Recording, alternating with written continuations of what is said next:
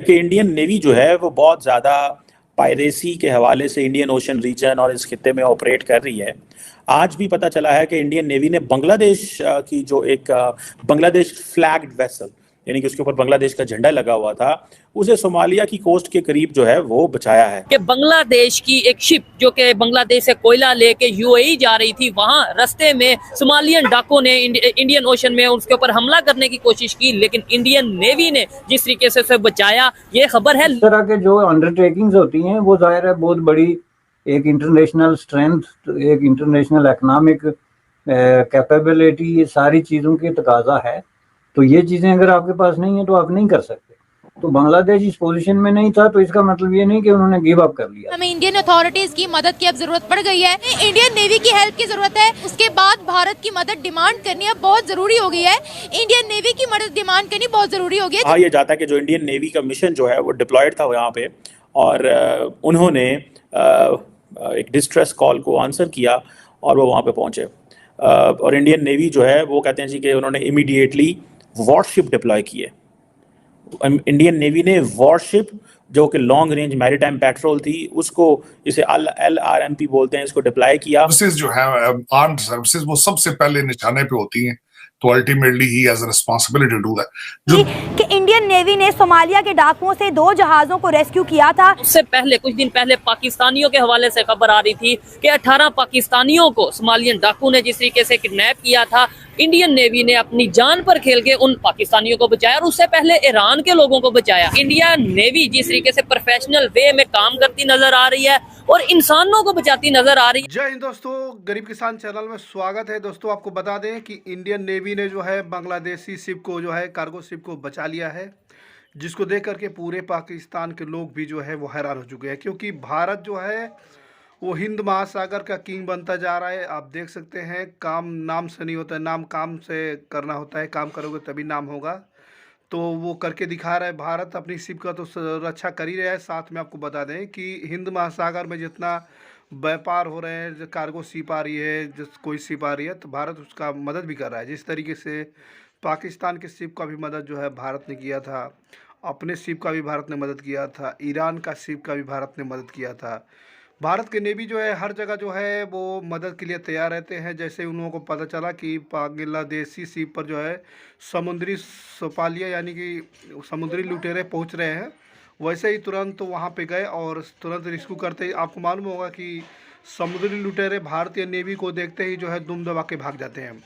वैसा हुआ इस बार भी, वो लोग जो है दुम दबा कर भाग गए, जिसको देख करके पूरी दुनिया हैरान हो चुकी है। भारत का जो है वो चारों तरफ से बाधाइयाँ मिल रही है। नेवी जो है वो बहुत ज़्यादा पायरेसी के हवाले से इंडियन ओशन रीजन और इस खित्ते में ऑपरेट कर रही है। आज भी पता चला है कि इंडियन नेवी ने बांग्लादेश की जो एक बांग्लादेश फ्लैग्ड वेसल, यानी कि उसके ऊपर बांग्लादेश का झंडा लगा हुआ था, उसे सोमालिया की कोस्ट के करीब जो है वो बचाया है। और ये बेसिकली वही पायरेट्स थे जो कि कोस्ट ऑफ सोमालिया में जो ये कश्ती गुजर रही थी, वेसल गुजर रही थी, और ये कोयला लेके जा रही थी मोज़म्बिक की तरफ, from Mozambique to the United Arab Emirates, जब इसके ऊपर ये अटैक हुआ। और कहा यह जाता है कि जो इंडियन नेवी का मिशन जो है वो डिप्लॉयड था यहाँ पे, और उन्होंने एक डिस्ट्रेस कॉल को आंसर किया और वो वहाँ पे पहुँचे। और इंडियन नेवी जो है वो कहते हैं जी कि उन्होंने इमीडिएटली वॉरशिप डिप्लॉय किए। इंडियन नेवी ने वॉरशिप जो कि लॉन्ग रेंज मैरीटाइम पेट्रोल थी, उसको इसे LRMP बोलते हैं, इसको डिप्लॉय किया और इन्होंने कम्युनिकेशन बिल्ड की और वो सारा। एंड इस वक्त आप देखेंगे कि मैरीटाइम सिक्योरिटी ऑपरेशंस के अंदर India is very active, effective and getting into the major जितने भी ऑपरेशंस होते हैं उसमें अपना रोल प्ले कर रहा है।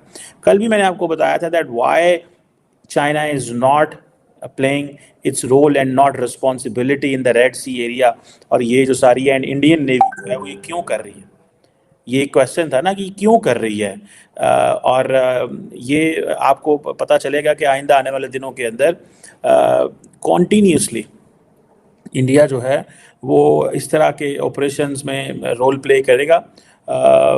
इससे पहले आपको पता है वो भले इंडियन के लोग हों, ईरान की शिप्स हों, पाकिस्तान के लोग हों, इंडिया ने थोड़ा एक्टिवली रोल प्ले किया। आपको पता है ये जो इंडियन ओशन रीजन है, अगर जो इंडिया की डेफिनेशन है ना इंडियन ओशन रीजन की, क्योंकि इंडिया अपने आप को कहता है कि हम नेट सिक्योरिटी प्रोवाइडर है, ठीक है। और इंडिया का जो एक इंडियन ओशन का जो इंडिया का एक जो स्ट्रेटेजिक मैप है इंडियन ओशन का, जिसे इंडिया कहता है कि ये हमारे एरिया ऑफ इन्फ्लुएंस में आता है, that starts from the Cape of Good Hope in South Africa and it reaches till Australia.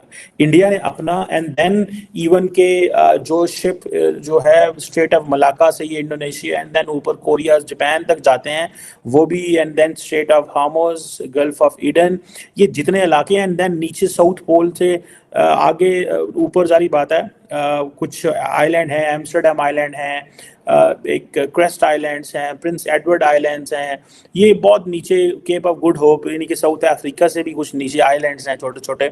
India कहता है जी ये सारा हमारा इलाका है और हम इसे इंडियन ओशन रीजन कहते हैं।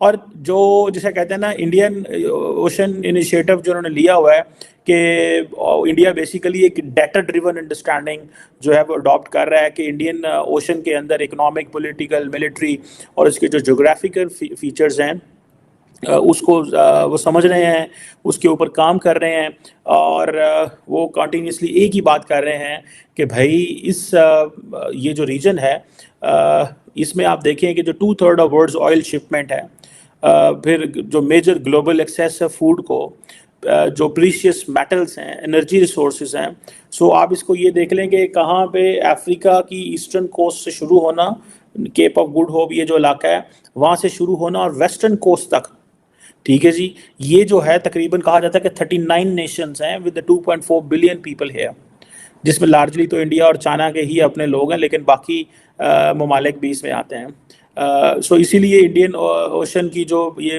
Consider India navy considers them as critical waterways. Indian navy ने बांग्लादेश की शिप जोन सी है वो जो यूएई जा रही थी कोयला लेके, उसे सोमालिया के डाकुओं से बचा लिया कुछ दिन पहले। भाईजान बात यह है कि जो इस वक्त पाकिस्तान में हालात चल रहे हैं पॉलिटिकली भी, इकोनॉमिकली भी और दीगर अदर क्राइसिस चल रहे हैं, तो उसको अगर आप सारी चीज़ें मद्देनजर रखें तो बांग्लादेश हम लोगों से बहुत आगे है, क्योंकि वो लोग सिर्फ अपने मुल्क का सोचते हैं, अपने अवाम का सोचते हैं।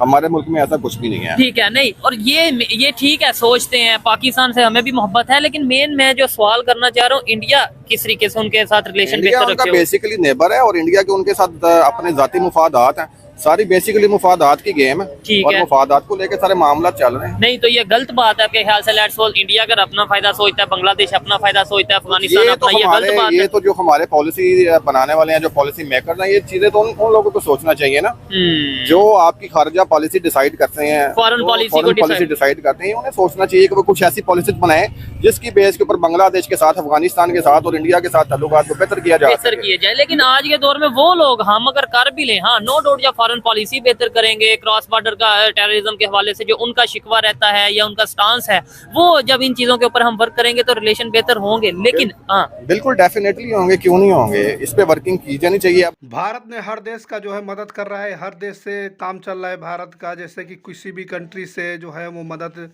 की गुहार हो रही है, तुरंत भारत उसका मदद कर रहा है। नेवी का, अपने भारतीय नेवी का चर्चा जो है पूरे विश्व भर में डंका बज रहा है। भारत जो है वो हिंद महासागर का जो है आप लोगों को मालूम होगा कि किंग बनता जा रहा है, क्योंकि अपने शिप का नहीं बल्कि जितने भी हिंद महासागर में जितने भी शिप जा रही है, कार्गो शिप हो चाहे व्यापार जितने भी हो रही हैं, भारत से सबका जो है मदद कर रहा है, जिसको देख करके पूरे पाकिस्तान के लोग भी जो है वो हैरान है कि भारत मदद के लिए हमेशा तैयार रहता है। भारत धीरे धीरे किंग बन गया है।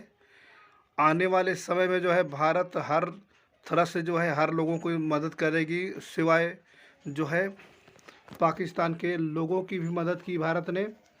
लेकिन पाकिस्तान के लोग भी परेशान हो चुके हैं इसको देख करके कि आखिर भारत इतनी ज़्यादा मदद कर रहा है और ये जो है भारत से व्यापार करने की बात कर रहे हैं, लेकिन ऐसा हो नहीं सकता है, क्योंकि अभी भी ये सपने वो कश्मीर वाला ही देख रहे हैं ना, कि हालांकि कश्मीर में इतना विकास हो चुका है कि कश्मीर के लोग भी जो है वो पाकिस्तानियों को गाली दे रहे हैं, पाकिस्तान के जो है मुर्दाबाद के नारे लगा रहे हैं।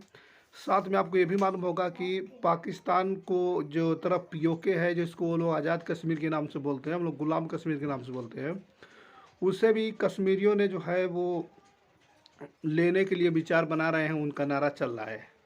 और वो आवाज़ वहाँ से पीओके से भी उठ रहा है कि जल्द से जल्द जो है भारत में मिला लिया जाए। आपको मालूम है पाकिस्तान कंडीशन किस तरीके से, बलोचों जो है पाकिस्तान के खिलाफ हो गया है, गुलाम कश्मीर जो है वो पाकिस्तान के खिलाफ हो चुका है। तो हर जगह से जो है पाकिस्तान के खिलाफ जो है नाराबाजी लग रही है। पाकिस्तान जो है टुकड़े और भी होंगे, बस चंद दिनों की बस इंतज़ार है। आप लोगों को मालूम होगा वहाँ पे महंगाई से लेकर लोग जो है रमज़ान के बिल्कुल रोड पे आ गए हैं, भीख मांग रहे हैं, तभी कुछ गुजारा नहीं हो पा रहा है।